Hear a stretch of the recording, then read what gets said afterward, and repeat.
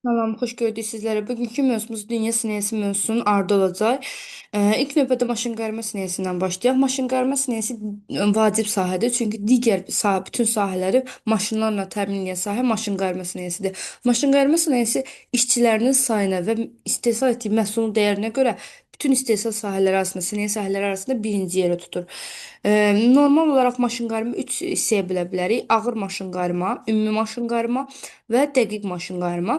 Ağır maşınqayırma ağır əmək tələb eləyir. Energetika maşınqayırması, dağ mədən maşınqayırması, yol tikinti və sənaye avadanlıqları istehsala aiddir ağır maşınqayırmaya. Ümumi maşınqayırma isə nəqliyyat maşınqayırmasıdır. Bura avtomobil, qatar, təyyarə maşınqayırması aiddir və kət təsərrüfatı maşınqayırması, dəzgah qayırma aiddir ümumi maşınqayırmaya.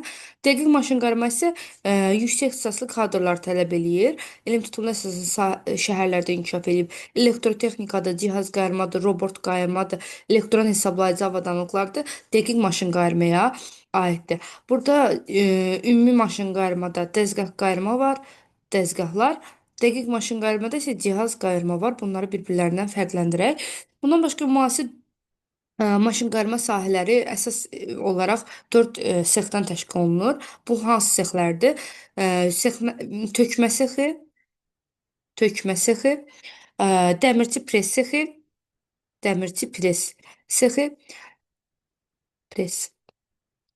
Ə, Daha sonra mexaniki və yığma hissələrindən təşkil olunmuşdur. Bu hissələr hərəsi öz işi, hər birisi öz funksiyasını yerinə yetirir və axırda məhsul, yəni yığılır. Tam emal hazır olur. Tökmə, dəmirçi pres, mexaniki və yığma sexlərindən təşkil olunub. Maşınqayırmanın dünyada əsas mərkəzləri Şimali Amerikada ABŞ, Qərbi Avropada Almaniyanı, Şərqi Asiyada isə Yaponiyanı göstərə bilərik. Bundan başqa müasir dövrdə inkişaf etməkdə olan ölkələrdən Çindir, Hindistandır, Braziliyadır, Meksikadır, Argentinadır. Bu kimi ölkələrdə maşınqayırma sahəsinə görə inkişaf eləyiblər artıq. Azərbaycanda maşınqayırma sənaye sahələrinə baxsaq, hansı bölgələrdə daha yaxşı inkişaf eləyib? Energetika maşınqayırması dedik ki, ağır maşınqayırmaya aiddir. Bakıda mərkəzləri çoxdur. Səttərxan, Keşlə, Binəqədi, Dərin Dəniz Özüllər Zavodu, neft mədən avadanlıqları istehsalı bunlar aiddir energetika maşınqayırmasına. E, Elektrotexnika maşınqayırması bu deməli dəqiq maşınqayırmada idi. Star televizoru Şamaxıdadır. Məişət soyucuları, kondisioner. Bakıda Azər Elektroterm İstehsalat Birliyi, məişət soyucuları, kondisioner, akkumulyatorlar, transformatorlar Bakıda, Mingəçevirdə kabel, Salyanda isə su qızdırıcıları, elektrotexnika avadanlıqları istehsalına görə seçilirlər. Hara oldu? Şamaxıda Star Televizor, Bakıda Azər Elektroterm İstehsalat Birliyi, Mingəçevirdə kabel, Salyanda su qızdırıcıları. Daha sonra gəldik radyo elektronikaya. Bunlar Azon, Nord və radio elektron hesablama maşınları zavodudur ki, Bakıda yerləşir. Cihaz qayırma müəssisələri, Mingəçevirdə Kür kompüterlər zavodu var, Gəncədə Billur zavodu var. Bundan başqa Bakıda Neftqaz avtomat zavodu var, Bakı geofizika cihaz qayırma zavodu var. Bunlar da cihaz qayırma müəssisələri hesab olunurlar. Deməli, Mingəçevirdə Kür, Gəncədə Billur ən əsasları. Daha sonra dəzgah qayırma Bakıdadır, müxtəlif dəzgah avadanlıqları. Nəqliyyat maşın qayırması, Nazlifan tipli maşınlar Naxçıvandadır. Xəzər tipli avtomobillərin istehsalı Xəzər brendi adı altında Neftçaldadır. Gəmi qayırma müəssisələri Bakıdadır. Kənd təsərrüfatı maşın qayırması zəif inkişaf eləyib. Kənd təsərrüfatı maşın qayırmasında Belarus tipli traktorlar, zibiliğan maşınlar Gəncədə istehsal olunur. Bunlar da Azərbaycan maşın qayırma sənaye sahələri haqqında olan məlumat idi. Daha sonra gəldik kimya sinəsinə. Kimya sinəsi 20-ci əsrin 70-ci illərindən sonra daha çox inkişaf eləyir, sürətlə inkişaf eləyir. Sürətlə inkişaf etməsinin səbəbi neft sinəsi tənəzzül uğrayıb və onun əvəzinə kimya sinəsi sürətlə inkişaf eləyir. Kimya sənayesinin əsas üstünlüyü odur ki, onun məhsulları ucuz başa gəlir. Xammal bazası genişdir. Süni xammala tələbatın artdığı bir dövrdə yaşayırıq və kimya sənayesi çox sahəlidir. Digər sənaye sahələrindən hər birindən birləşib yeni bir sahə yaradıb. Məsəl üçün meşə kimya, neft kimya, və koks kimya və sair bu kimi sahələr yaradıb. Kimya sənayesi də özünə görə 3-5 qrupa bölünür. Mədən kimyası Mədən kimyası duz, kükürt, fosforit və apatit hasilatına görə seçilir. Əsasən xammal mənbələrinə müəyyən edilir, yəni xammal mənbələrində yerləşdirilir bunlar. Əsas kimya sahələri turşu, duz, qələbə və mineral gübrələrdir. Bunların daşınması çətin olduğuna görə bunlar da birbaşa tələbat rayonlarında yerləşdirirlər ki, kənara daşımasınlar. Tələbat rayonlarına meyl eləyir. Mədən kimyası xammal mənbələrinə meyl elədi. Daha sonra üzvü sintez kimyası gəlir. Üzvü sintez kimyasının məhsulları plastik kütlə və spirtiki. Bunlar da əsasən həm istehlakçıya, həm də xammal bazasına yaxın yerləşdirirlər. İstehlakçı. Polimerlər kimyası süni və sintetik materiallar kimyəvi lif istehsalı ilə məşğul olur. Bunların istehsalında neft sənayesi, su və elektrik enerjisi tələb elədiyinə görə əsasən ucuz yanacaq və bol su ehtiyatı olan rayonlara meyl eləyir. Yanacaq olan rayonlar və bol su olan rayonlar, məsəl üçün Mingəçevir. Daha sonra məişət kimyası sənayesi, əczaçılıq, məişət kimyası, ədviyyat kimyası ilə məşğul olur və məişət kimyası da tələbat rayonlarına meyl eləyir.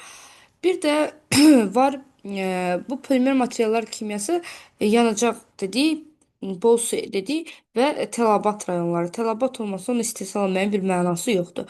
Buna görə tələbat rayonlarına meyl eləyir. Bunlar da kimya sahələrimizin quruluşudur. Daha sonra gəldik meşə sənayesi.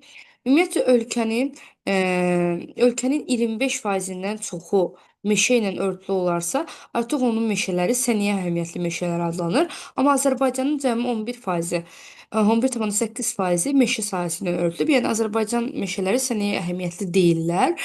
Meşə sənayesi də özündə oduncaq tədarükünü və ağac emal sahələrini əhatə eləyir və özü də iki yerə bölünür: kimyəvi emal və mexaniki emal. Mexaniki emala ağac tədarükü, taxta şalban, şpal, panyer, mebel, kibrit. Bunlar aiddir mexaniki emal sənayesinə. Mexaniki mərhələdən keçərək emal olunur, sadəcə kənar təsirindən. Kimyəvi emal isə kimyəvi proseslər üstünlüyü təşkil edir. Bir kimya maddələrdən istifadə olunur. Kağız, kardon, skipidar, kanifol, spirt, boya. Bunlar isə kimyəvi emalın əsas məhsullarıdır. Kimyəvi emalda əsasən xammal və enerji əmələ eləyir. Məsəl üçün kağız sənayesinin istehsalı üçün çoxlu elektrik enerjisi tələb olunur. Selluloz sənayesində çoxlu su tələb olunur. Ona görə bu amillər nəzərə alınır və əsasən xammal və enerjiyə uyğun yerləşdirilir. Mexaniki emal isə sadəcə əlverişli nəqliyyat yollarına yaxın yerləşdirilməlidir və istehlakçı olmalıdır. Məsəl üçün mebel istehsal edib daşımaq daha çətin olduğuna görə mebel istehlakçıya yaxın yerləşdirilir və nəqliyyat qovşaqlarına da yaxın olmalıdır ki, ə, yaxın məsafələrə daşınması daha əlverişli olsun. Daha sonra gəldik növbəti sənaye sahəmizə.